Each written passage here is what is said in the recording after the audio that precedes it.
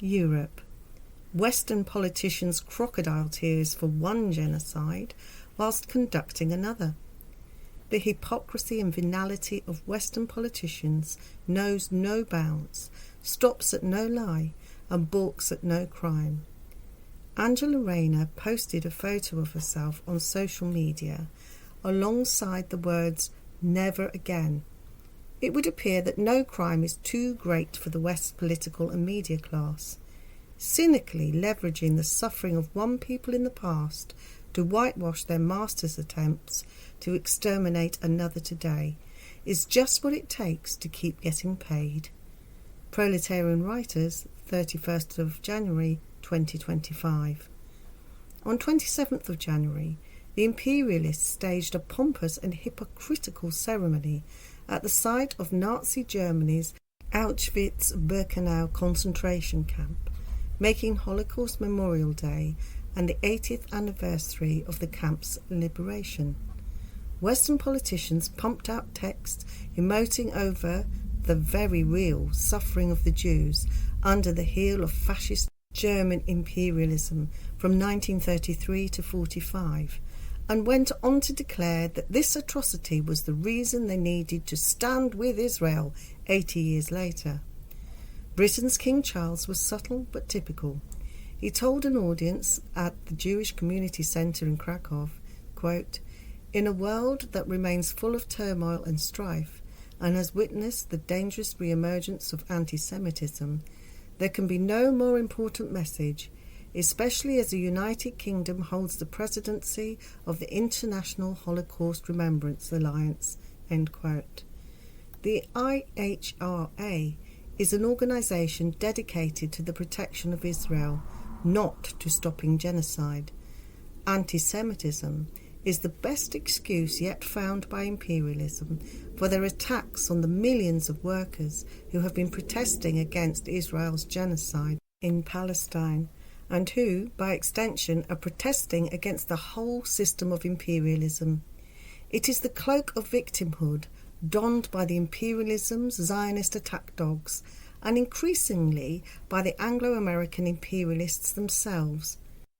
Let us put aside the historical lag in this display of solidarity. The elephants in the room, as the bourgeois politicians hypocritically intoned "never again," were glaring. 1.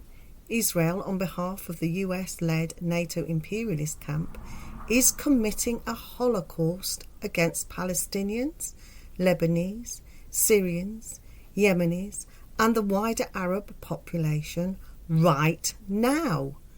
2. NATO is fighting a genocidal war against Russia right now. So much for never again. 3. It was the USSR and its Soviet Red Army which defeated Nazism, destroyed Hitler's war machine, and liberated Auschwitz. But Russia was not invited to the commemoration because Russia today is a primary target of the NATO imperialists. 4. In order to fight its war against Russia, NATO has rehabilitated the very same fascists who committed a Holocaust against Jews and others during World War II. 5. President Volodymyr Zelensky, the USA's hand-picked frontman for today's Banderite fascists, was invited to Auschwitz and stood shoulder to shoulder with a criminal NATO gang.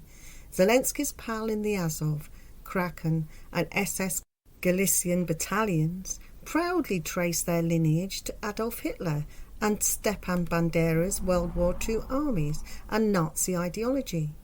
Every victim of the Nazi Holocaust and all the rest of the war's 60 million victims must have given a collective shudder from the grave. 6. It was Nazi Germany, rehabilitated as West Germany by the US Marshall Plan, and today standing at the heart of the European Union imperialist project, which carried out the World War II Holocaust. massacring in the process millions of Jews, Roma, gay and disabled workers, trade unionists and communists, and a staggering 27 million Soviet citizens, the majority of whom were civilians. The same German financier class that backed Hitler's genocidal project in the 1930s and 1940s is today involved in all imperialism's colonial wars. It remains a genocidal power. Germany had pride of place at the ceremony. 7. The United States of America and Great Britain, aka Anglo-American imperialism, and after them the European imperialists, are the chief agents of humanity's misery, responsible for the deaths of 40 million human beings annually from malnutrition and malnutrition-related diseases, victims of imperialist superexploitation. This barbaric capitalist holocaust is going on daily and will continue for as long as the capitalist imperialist system reigns supreme. 8. It is to keep this rapacious economic system in place that the imperialists launched never-ending genocidal wars accompanied by hypocritical talk about human rights, democracy, and never committing genocidal mass murder for profit again, and all the rest of the dust they throw in the eyes of the international proletariat.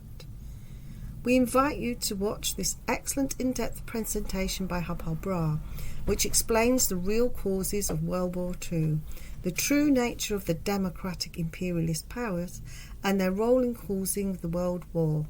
It also gives details of how Soviet socialism, the Soviet Red Army, and Europe's communist partisans defeated the Nazis and liberated not only the Auschwitz death camp, but the whole of the continent.